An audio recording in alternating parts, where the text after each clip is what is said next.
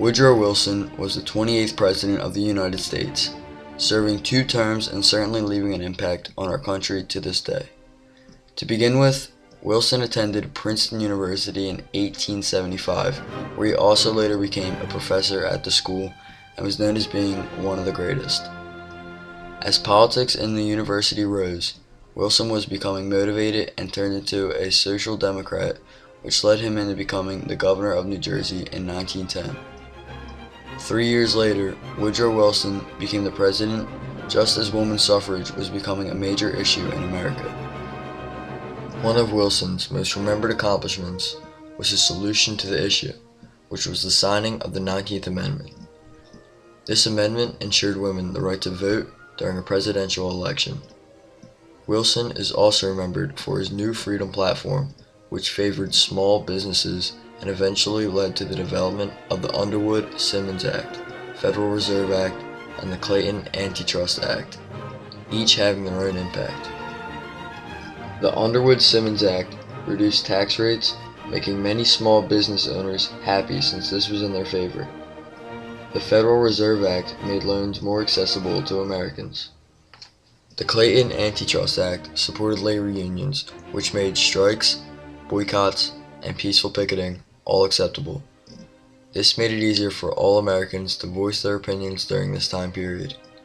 All of these acts made Woodrow Wilson into a very likable president. During Wilson's second campaign, his slogan was, "He kept us out of war." Wilson eventually declared war in 1917, once Germany continued to sink American warships and decline our neutrality request. Here were some of the headlines when the news finally went public. Perhaps you were among the crowds that stormed the Capitol on that fateful day in 1917. Some shouting for war, some crying for peace. Inside the White House, President Woodrow Wilson conferred with advisors, then signed the proclamation of war against Germany. The men present here are gone, but preserved on Pathé film, this moment of history remains. The news flashed on the latest wireless transmitter.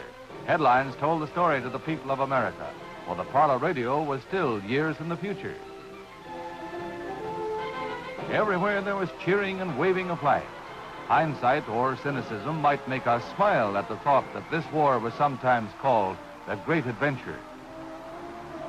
Never again would we see our entry into a major conflict excite so many to such heights of elation. Naive? Probably. But here was a generation of young men not yet saturated by the paralyzing variety of self-analysis and the mock sciences.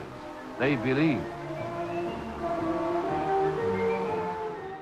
Once the Treaty of Versailles was signed, World War I was finally coming to an end. Woodrow Wilson decided to go on tour around the world and create an international body called the League of Nations, in which would prevent another bloodbath like this from happening again. After seeing Wilson cooperate with the peace treaty and see his League of Nations plan become a success, he had earned himself a Nobel Prize, adding to the many things Wilson had done, making him a popular and likable president. The fame was nothing new to Woodrow Wilson, as he was also voted the most popular teacher at Princeton University when he was a professor. Wilson was also the second president to throw the first honorary pitch at the beginning of a baseball game.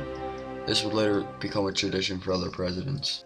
Woodrow Wilson also had major personal issues during his presidency that many people did not know about. He had an affair with his wife, Ellen Louise Axon, while on vacation, but once they resolved the issue, she died due to a kidney disease, which left Wilson reportedly dazed and worried, clearly leaving him mentally damaged. During Wilson's final years of presidency, he had his second serious stroke, which gave him major disabilities. His wife, Edith Bowling Galt, had to take care of him and also help him make his political decisions. Some historians also say that Edith was the first female president and made most decisions herself because Wilson's condition was much more serious than what was being publicized at the time. Woodrow Wilson eventually died from the damages from his stroke and was buried in the Washington National Cathedral. Due to Wilson's remarkable accomplishments, he was mostly well liked by the progressives.